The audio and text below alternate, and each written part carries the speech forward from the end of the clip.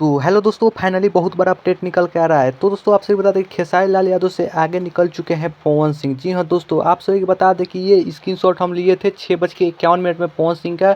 इसमें 1 million cross कर चुका है व्यू, जो कि आप लोग स्क्रीन पर देख रहे हैं। 10,02,000 व्यू क्रॉस कर हुआ है।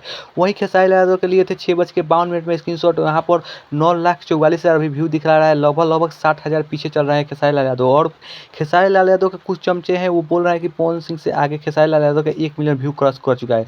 तो दोस्तों आप लोग यहाँ पर देख सकते हैं, दूध के दूध पानी के पानी हो चुका है। और वहीं खेसारी यादव के गाना पे मतलब 92,000 लाइक मिला है, और पवन सिंह के गाने पे 89,000 लाइक मिला है। वहाँ 3,000 पीछे चल रहा है पवन सिंह।